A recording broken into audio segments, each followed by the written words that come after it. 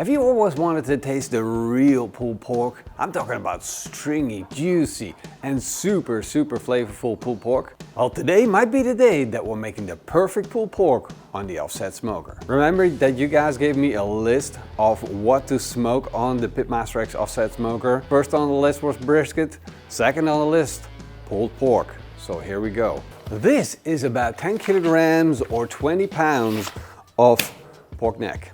Now the funny thing is that the bust and butt is more expensive in the Netherlands, so the pork neck is the favorite cut. It has all the good parts, which is going to render down and gives that extremely tasty pulled pork. Now the trick with offset smokers is that you build a fire in the firebox on the far end, have a small fire with a little bit of heat and a little bit of smoke flow through your smoke chamber and then out the pipe, creating the perfect balance to cook meat and at the same time give it a little bit of smoke profile, which is absolutely perfect. And I wanted an offset smoker like this for a long time. Sadly, in Europe we don't have that many options, so I teamed up with Prince to build our own offset smoker, and now we have it, PitmasterX Offset Smokers. You can actually purchase one. So go check out our web shop. You will find plenty of links down below and you will see the offset smoker there. For now, let's just fire it up. I'm gonna start with thin logs of beech tree.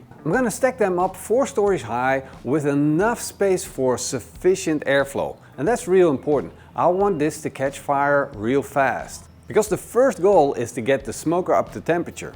I'm gonna put in a couple of fire starters, light them up, and get that fire roaring. And this is kind of the sound that I'm listening for, is I hear the roar now. You hear that roar? And it means we got plenty of pull through the smoker. To start closing the lid of the smoke chamber, and now we're gonna have suction throughout the whole smoker. In the meantime, I'm gonna keep on adding the smaller logs to keep that fire going and to get it nice and warm. Of course, I'm keeping my eye on the temperature gauge that we're not going too fast, so I need to give it some time, about half an hour or so for it to get proper warm.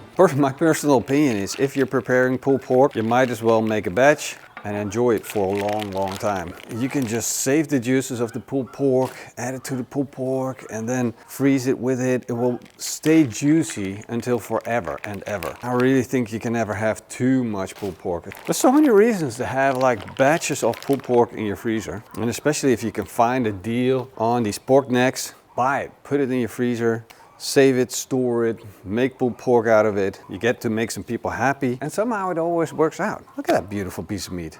Isn't that a beauty? First of all, I'm gonna check, and sometimes you get like these little processing hiccups where there's a little bit of too much silver skin on the top. See, I don't care about the fat that sits on the outside. That's perfectly fine. Just looking for the pieces that don't belong. All else is perfect. And look at this.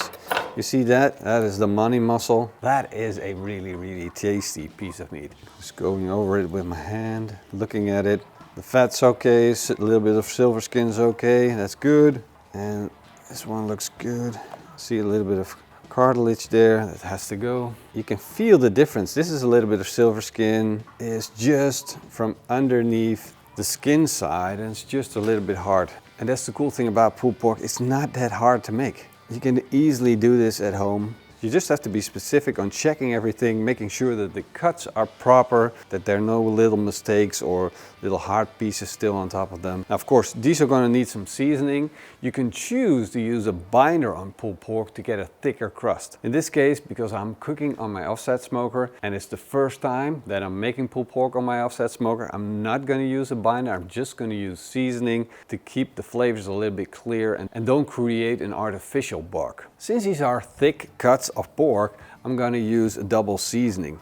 I'm going to start off with the PitmasterX Texas barbecue rub, and if you need the recipe for that, it's on our website PitmasterX.com.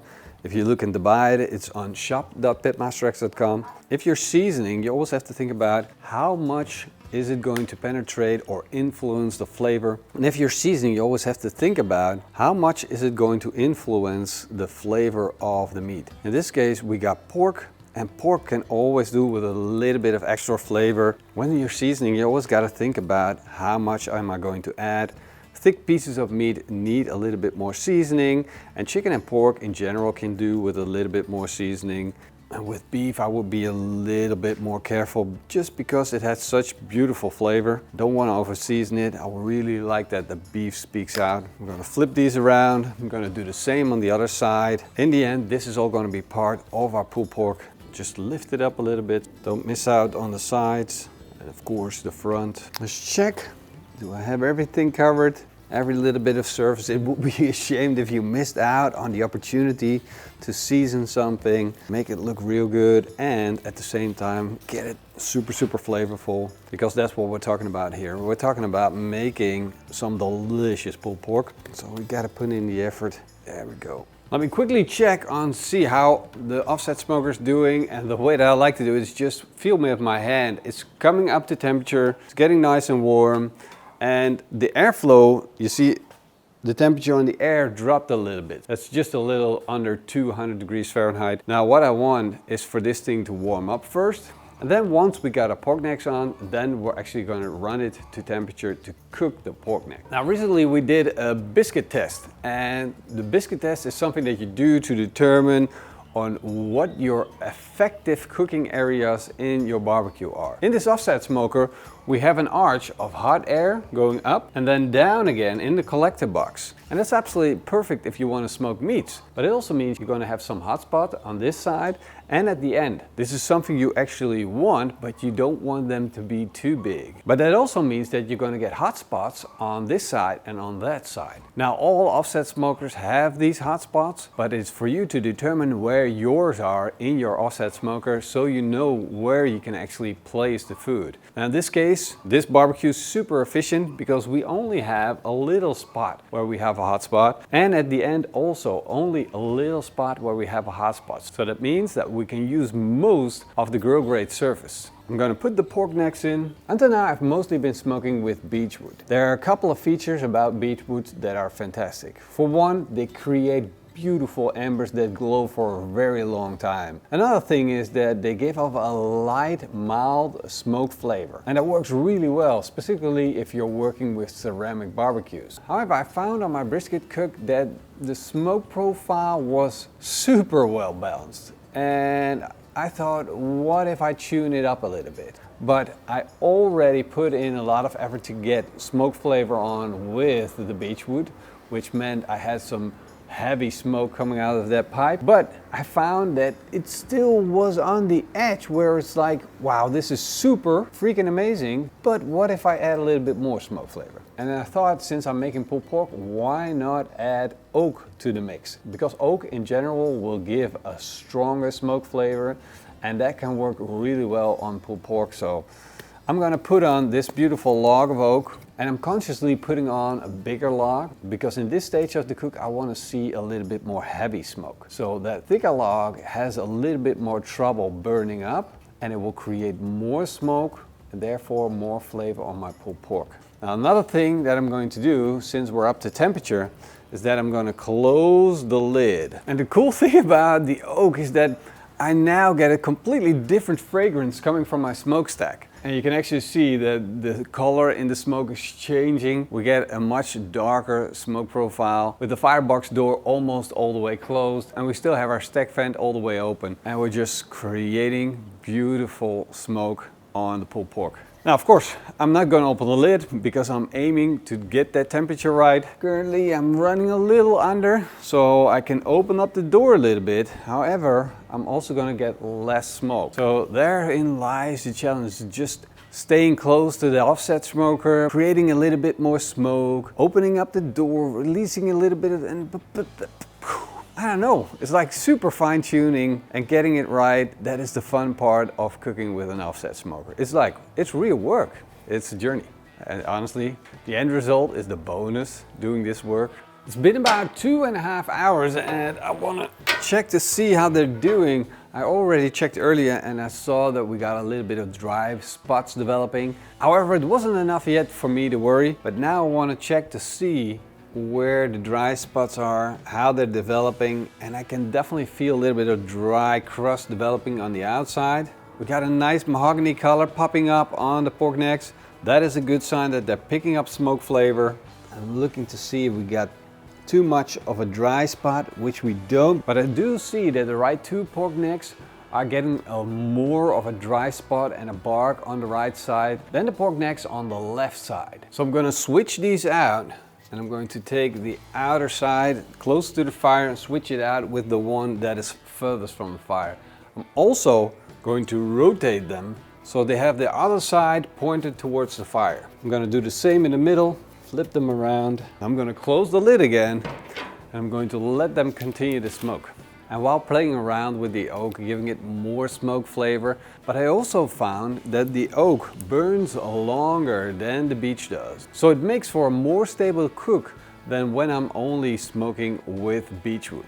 So mixing it up with oak is already paying it off. Hopefully the flavor is going to be a little bit more powerful, but we'll see in the end. Funny thing is that because I really don't have any time to do anything else, but still I get to sit by the fire and put on the occasional log, I kind of have time, if it makes sense. You know, you could play games on your phone, but I'd rather just read the comments. But I got some good questions that I would love to answer about this offset smoker. One of the questions that I really wanted to talk about is, why not a reverse flow offset smoker? And that is a great question, because there are few things that a reverse flow offset smoker does better than an original offset smoker, and that is efficiency. What I'm talking about is getting your food cooked faster than you get on the regular offset smoker, and that's mostly because of the radiation heat. And for me personally, that is not the goal. If I would be looking for a barbecue that is efficient, that will get the job done real fast, that will get the job done, well, with as little effort as possible, I would just rather go towards a ceramic grill, a pellet smoker, a gravity fed smoker, things like that. They're designed to give you more efficiency, to get good results, but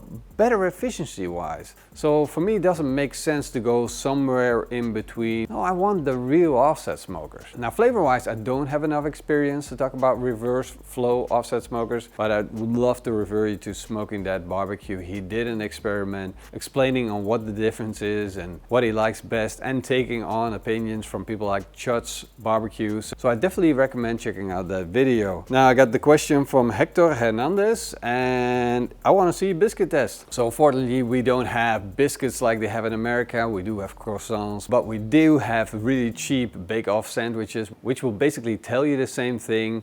And the end result was mind-blowing. Well, at least it was to me, on how good this offset smoker functions. Of course, I already knew it was good, but while doing those tests and how efficient this offset smoker is with its Tozo grilling surface, it's like me telling you it's good. I don't want to tell you it's good, just maybe I can show you. You be your own judge on how good that is, and maybe someone will do a comparison with our offset and other offsets, and maybe they will tell you if it's good or not. Why are there no fans? Asked Modmoto. Why are there no fans in a firebox? We don't need it. And why put something on your offset smoker that you're not gonna use? Franklin Barbecue just cut holes in the doors and it's open all the time. And I thought that was a brilliant idea, except we're using 8mm thick steel. And that's a lot thicker than Franklin's offset smoker and most of the smokers. But 8mm thick steel also means that the door is like a vault door. It's not gonna move anywhere. It's just gonna stay in its position. So if you set it to a position, it will stay in that position. I can just put it anywhere, even if we're on a slope. It's not gonna move. It's actually a little bit of effort to move that door in the right position. And I think if you experience it by yourself, you'll agree. Last question, Angus Walker, is the firebox double walled, semi-insulated or single skinned? It is not insulated. It is not double walled. It is single skinned. And the reason that we chose that is because we're okay with losing the energy in the firebox and just letting the hot air into the offset smoker. Because what I'm looking for is an offset smoker that will give me high velocity airflow. This will get me the bark that I'm looking for. If the air travels slowly through the offset smoker, I'm just going to get the same flavor profile as I get from other barbecues that have slow traveling airflow, and that's not what I'm looking for. Again, with an offset smoker, its specific character is the high airflow and the dry air. Of course, you can have too much of that, but we can regulate that with closing the door, closing the damper, and of course we might be burning more fuel because of that, but that's just a choice that we make. It's like a purist thing, and if you love that and you enjoy that, then you understand my choice. If you're looking for efficiency and you're looking for efficiency in offset smoker, well, then you might want to make a different choice. For us, this is the way to go. Is that a problem when it gets cold? No, it's not a problem, because we just raise up our fire and it doesn't take much. Okay, you guys just missed it, but she gave me a new barbecue tattoo. Look at this. This is a pretty good one. I was seasoning the firebox, look, just taking a rag with a little bit of sunflower oil and just rubbing it in, just a thin layer.